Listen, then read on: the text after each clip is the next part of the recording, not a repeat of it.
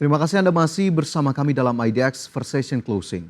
Pemirsa, seiring instruksi Presiden Jokowi terkait pembentukan Family Office, Menko Bidang Kemaritiman dan Investasi Luhut Binsar Panjaitan mengatakan Indonesia memiliki kesempatan untuk menarik dana 11,7 triliun dolar Amerika dari Family Office Global. Luhut mencontohkan saat ini ada beberapa negara di Asia yang menjadi tuan rumah dari aset Family Office, yakni Singapura dengan 1.500 Family Office dan Hong Kong dengan 1.400 Family Office. Seiring instruksi Presiden Joko Widodo terkait pengkajian pembentukan Family Office, Menko Bidang Kemaritiman dan Investasi Luhut Binsar Panjaitan mengatakan bahwa Indonesia memiliki kesempatan untuk menarik dana sekitar 11,7 triliun dolar Amerika dari Family Office Global. Luhut menyebut menurut data dari The Wealth Report, populasi individu super kaya raya akan bertumbuh selama periode 2023-2028.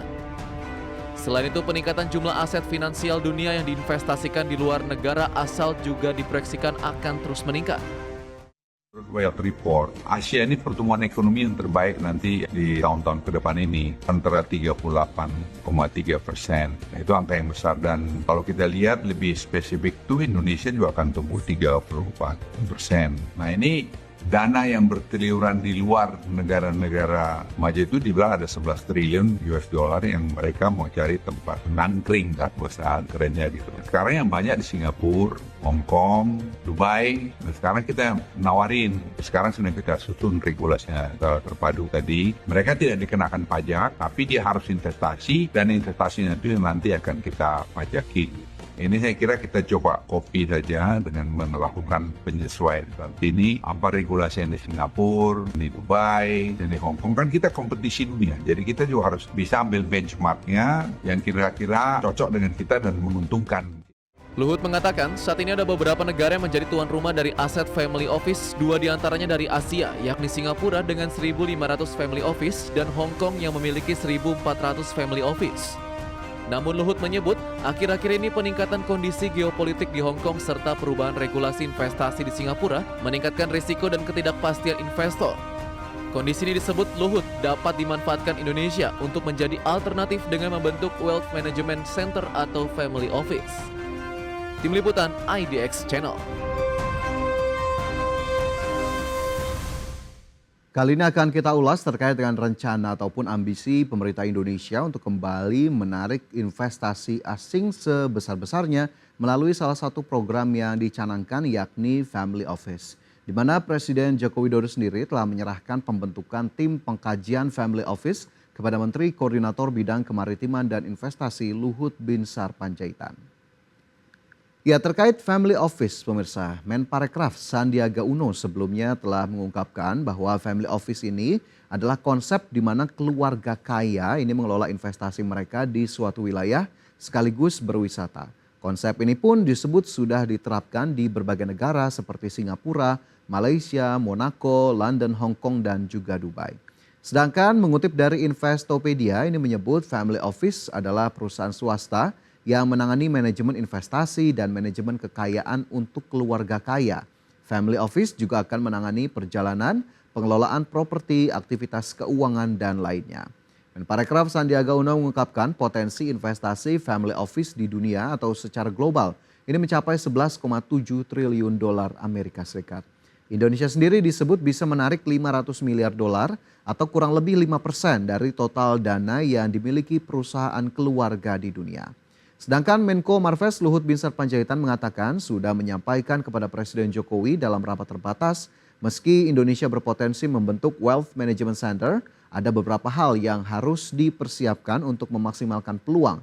Di mana ia menyebut lintas kementerian lembaga perlu merumuskan beberapa hal untuk pengembangan ekosistem Wealth Management Center untuk Family Office di tanah air, seperti perancangan sistem perpajakan dan regulasi yang mendukung untuk aset asing, kemudian stabilitas dan kondusivitas politik dan pemerintahan, penyedia jasa manajemen aset, serta lingkungan bisnis yang mendukung. Ya, ini menjadi salah satu usulan yang dikemukakan oleh Menko Bidang Kemaritiman dan Investasi untuk kemudian menarik potensi dari Family Office ataupun kelompok-kelompok super kaya di dunia yang memang masih gencar untuk kemudian menginvestasikan dananya ke sejumlah negara, dan Indonesia ataupun ini berupaya untuk kemudian mengambil peluang ataupun potensi yang ada di sana.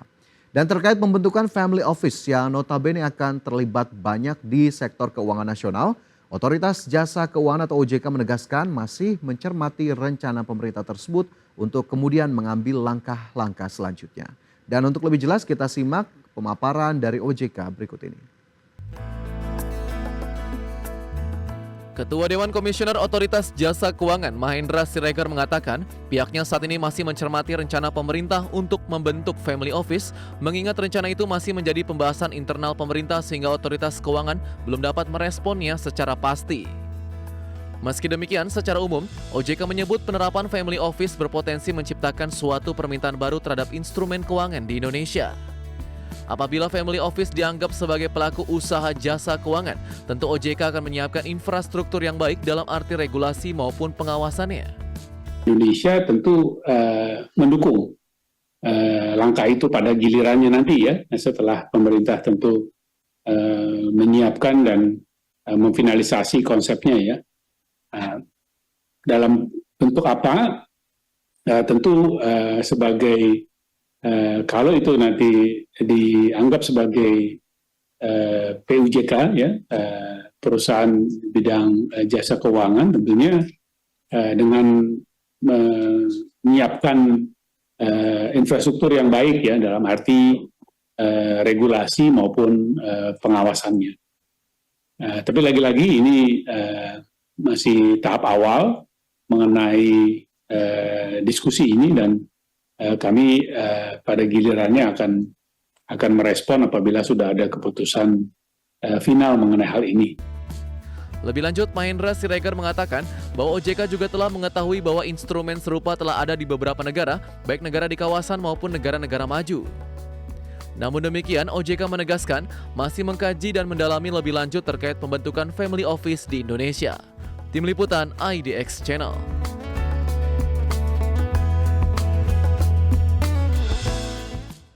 Ya, masih terkait dengan upaya pemerintah Indonesia untuk menarik investasi asing melalui skema family office. Menteri Koordinator Bidang Kemaritiman dan Investasi Luhut Binsar Panjaitan menyebut adanya family office membuat keluarga kaya di dunia bisa menaruh dana di Indonesia tanpa kena pajak. Namun Luhut mengatakan pemilik dana harus mau memutar uangnya di Indonesia dengan melakukan investasi di berbagai proyek strategis Indonesia. Menko Bidang Kemaritiman dan Investasi Luhut Binsar Panjaitan mengungkapkan sudah ada beberapa konglomerat asing yang berminat mendaftar program Family Office yang menginvestasikan dana di Bali. Dan selain di Bali, ia juga mengungkapkan bahwa konsep Family Office tersebut dapat diterapkan di lokasi lain, misalnya di Jakarta atau Ibu Kota Nusantara atau IKN.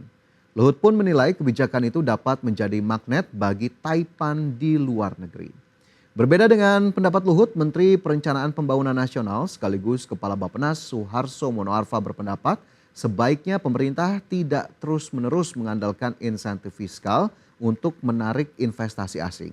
Ia bahkan telah menyampaikan kepada Menteri Keuangan Sri Mulyani agar berhemat untuk memberikan insentif fiskal kepada investor. Suharso berpendapat pemberian insentif fiskal berarti pemerintah pun perlu meningkatkan pendapatan melalui tax ratio atau rasio penerimaan perpajakan. Dengan kata lain, jika itu terjadi maka tak selaras dengan penerimaan negara. Meski ia terbuka dengan konsep family office, Kepala Bappenas menilai pemerintah sebaiknya memberikan kemudahan-kemudahan dalam bentuk lain demi menarik minat investor masuk di family office.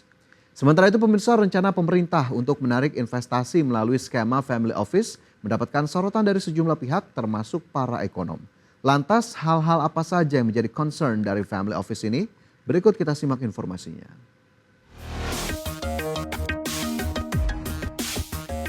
Sejumlah ekonom mewanti-wanti rencana pemerintah untuk membentuk kelainan family office.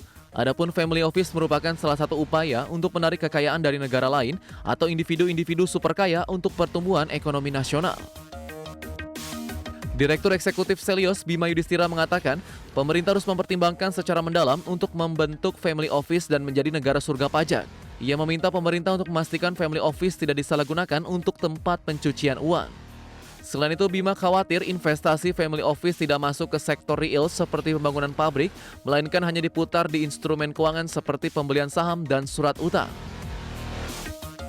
Sementara itu, ekonom senior Indef Faisal Basri mempertanyakan pendapatan negara dari pembentukan family office tersebut. Pasalnya, konsep family office memberikan keringanan pajak, bahkan bebas pajak kepada individu super kaya dunia. Faisal mengatakan tak melihat tujuan konkret pemerintah dalam membentuk family office.